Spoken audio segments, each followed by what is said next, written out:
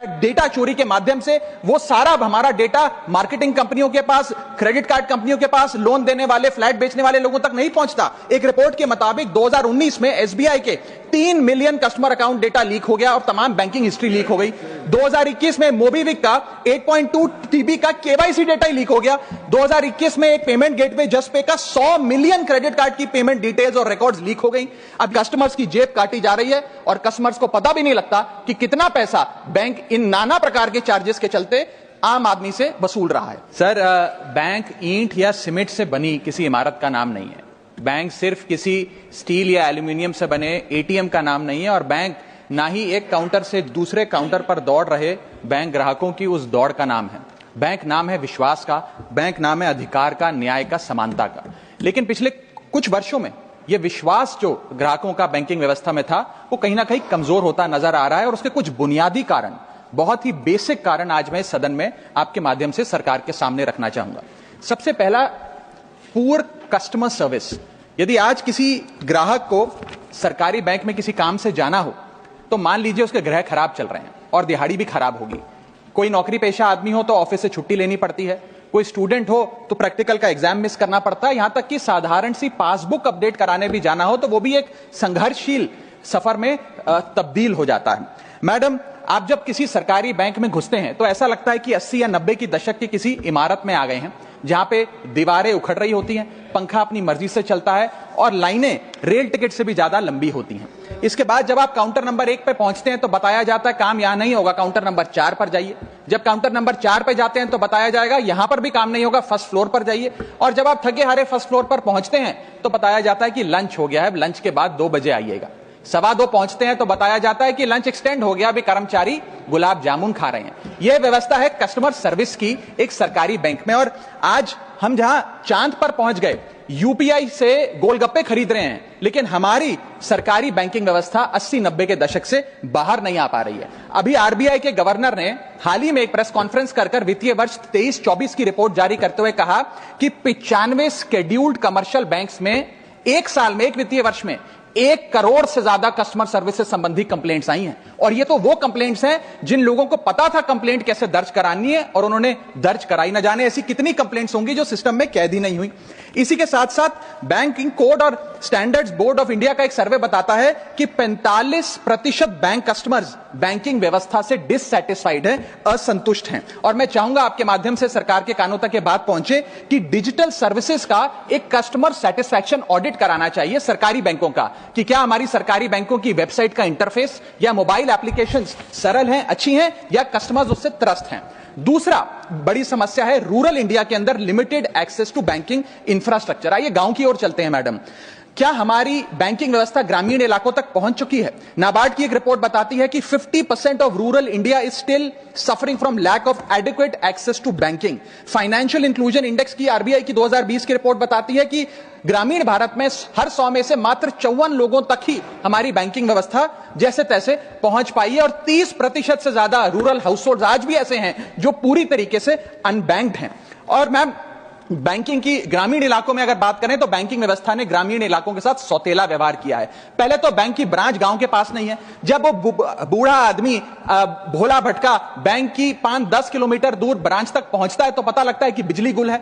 बिजली आ जाती है तो पता लगता है सर्वर डाउन हो गया है। सर्वर भी चल जाता है तो पता लगता है आधार सीडिंग में दिक्कत है, फिंगरप्रिंट मिसमैच हो रहा है या बैंक अकाउंट की मैपिंग ही नहीं हो पा रही है। डॉक्यूमेंटेशन से लेकर कॉम्प्लिकेटेड फॉर्म से लेकर लैंग्वेज के चैलेंजेस तक ग्रामीण इलाकों में लोगों को झेलने पड़ते हैं और सबसे ज्यादा बैंकिंग फ्रॉड भी गांव के भोले भाले आदमी के साथ होता है। इसी के चलते हमारे गांव का आदमी प्राइवेट निजी साहूकार के पास जाकर लोन लेना बेहतर समझता है, ना कि किसी बैंक के पास जाकर। और जब वे साहूकार के पास जाता है तो ना वहां पेपर वर्क होता है, एक इजियर एक्सेस होता है, फियर ऑफ बैंक और इलिटरेसी नहीं होता। बहुत बार तो मॉर्गेज पे भी कुछ नहीं रखना पड़ता, इसलिए वो साहूकार से ब्याज पे पैसा उठाता है, लेकिन साहूकार उसे मनमानी दाम पर वो ब्याज पर पैसा देता है। 60 से 80% सालाना का इंटरेस्ट रेट चार्ज करता है, जिंदगी भर के लिए उसकी गुलामी लिखवा लेता है और वो बेचारा गांव का भोला भाला आदमी डेट ट्रैप में फंस के रह जाता है। मेरी तीसरी बड़ी समस्या जो मैं आज आपके सामने रखना चाहूंगा वो है साइबर फ्रॉड और digital frauds in the banking sector.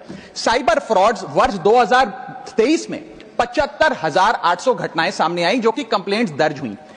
वर्ष 2024 आते आते 75,000 से बढ़कर यह आंकड़ा 2,92,000 हो गया, यानी कि 285% के बैंकिंग फ्रॉड्स की घटनाओं में इजाफा देखा गया और 2100 करोड़ रुपए लोगों के इस बैंकिंग फ्रॉड के चलते जीरो हो गए, शून्य हो गए, उनका नुकसान हो गया। और सबसे ज्यादा कंप्लेंट्स इसमें यूपीआई रिलेटेड बैंकिंग फ्रॉड्स की आई हैं। मैडम, मैं आपको बताना चाहूंगा कि मनी थेफ्ट के साथ साथ उतना ही जरूरी है डेटा थेफ्ट। जब आप बैंक को पूरे विश्वास के साथ अपना डेटा देते हैं, अपना पैन देते हैं, अपना नाम, एड्रेस, डेट ऑफ बर्थ, तमाम चीजें देती हैं, क्या बैंक आपके डेटा को सुरक्षित रख पाता है? क्या बैंक वो जाने अनजाने में या डेटा चोरी के माध्यम से वो सारा हमारा डेटा मार्केटिंग कंपनियों के पास, क्रेडिट कार्ड कंपनियों के पास, लोन देने वाले, फ्लैट बेचने वाले लोगों तक नहीं पहुंचता? एक रिपोर्ट के मुताबिक 2019 में एसबीआई के 3 million customer account data leak हो गया और तमाम बैंकिंग हिस्ट्री लीक हो गई।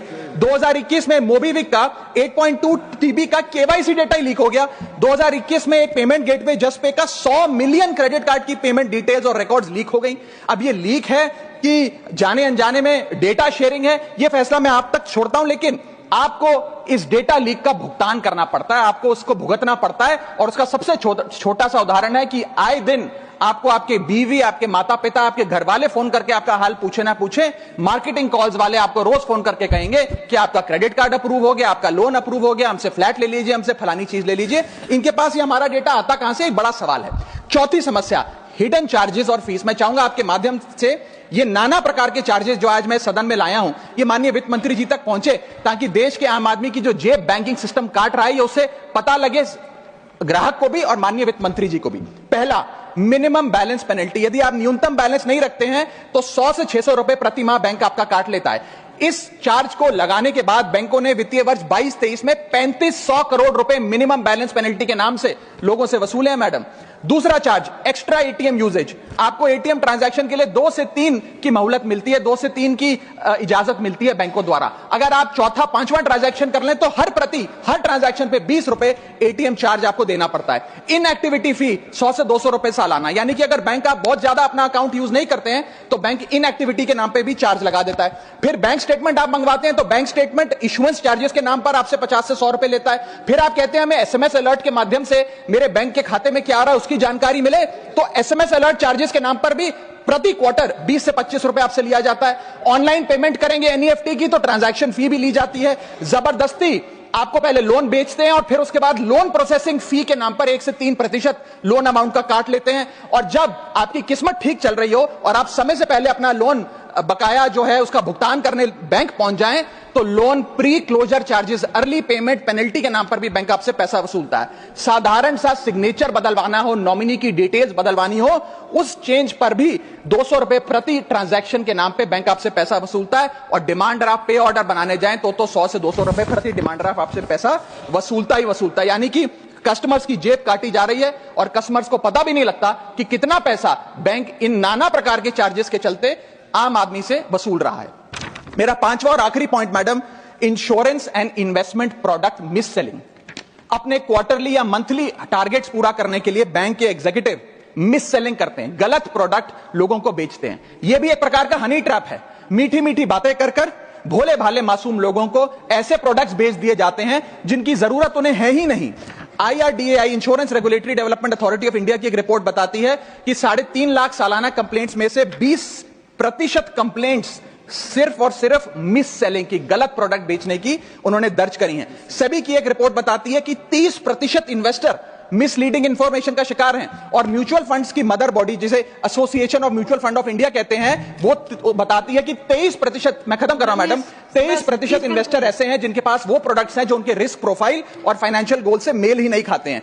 तो मैडम, मैं इन सारे जो समस्याएं बताई हैं उसके माध्यम से समाप्त कर रहा हूं। बस इतना ही कहना चाहूंगा कि ये बड़ी बुनियादी समस्याएं हैं जो आज इस देश का एक आम अकाउंट धारक, एक आम आदमी सफर कर रहा है। मैं चाहूंगा माननीय वित्त मंत्री जी इन बुनियादी सुविधाओं का, इन बुनियादी समस्याओं का समाधान दे। बहुत बहुत शुक्रिया।